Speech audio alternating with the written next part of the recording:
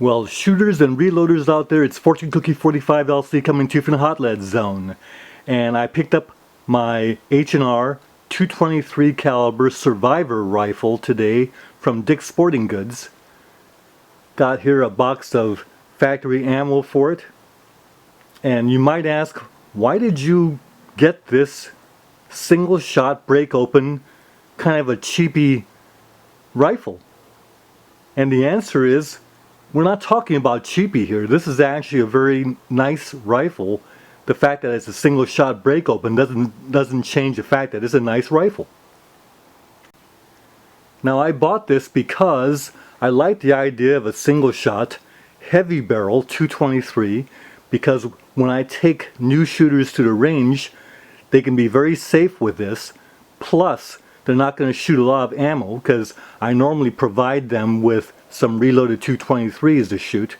And if they are shooting a single shot, they're not going to be shooting a shot every 2 seconds. So it's much better for ammo economy.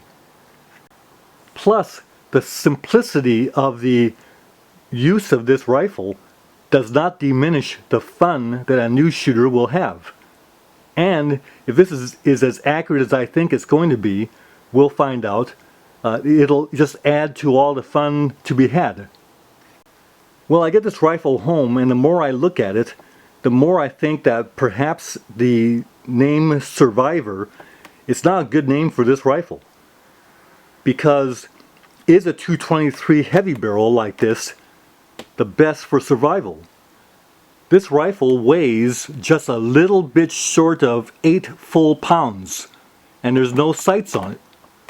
So you're going to be mounting a scope on it or some kind of red dot sight. It's going to add another ½ pound or maybe even 3/4 pound to the weight of this rig. So you're going to wind up with a 8.5 pound rifle. That's not the best for survival.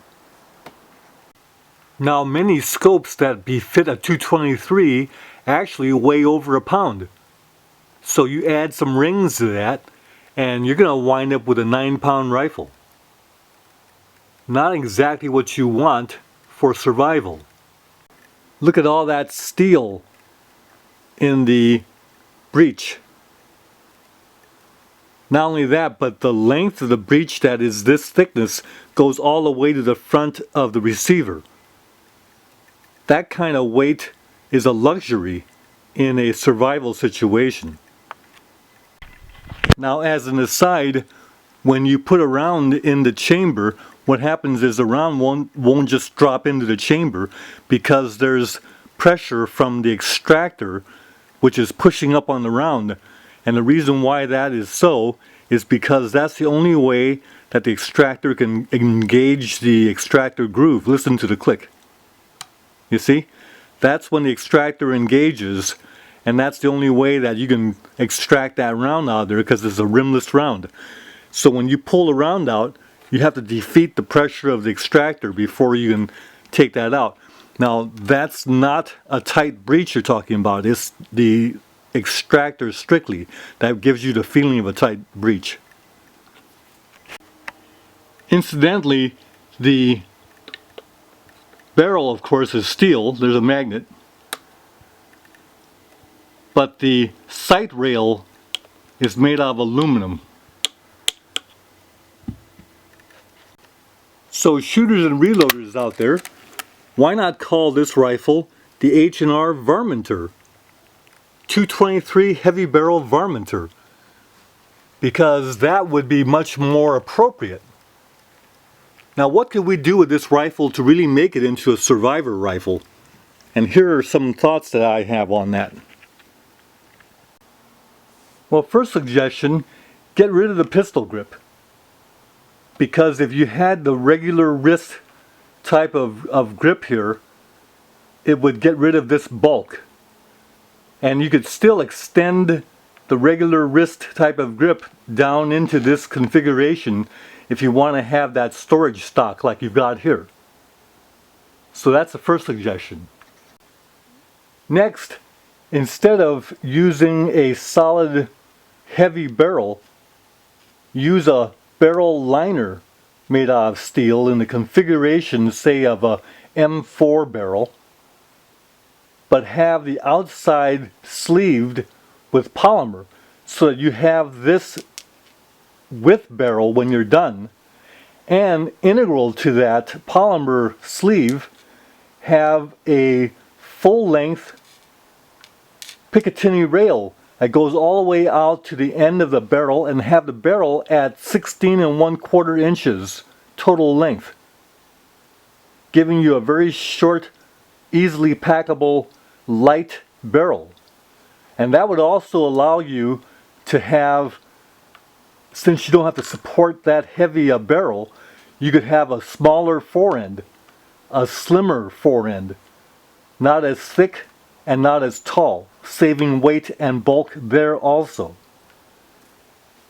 With a shorter barrel and the lighter forend and saving of bulk and weight here, then you could call this a survivor rifle. But finally, chamber it in .22 long rifle, and that gives you the full range of .22 long rifle ammo, the real quiet Colibris and the .22 longs, the CB caps, the .22 shorts, and all the way to the heavy .22 subsonics made by Aguila.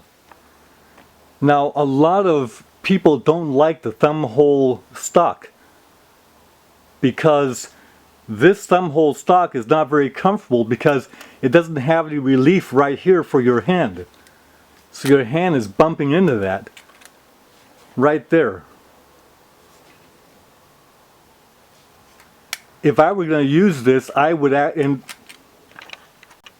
not only that, but if I were to put my fingertip on the trigger, that's a very uncomfortable finger position for my hand. What I would like to do instead would be to hold it like this,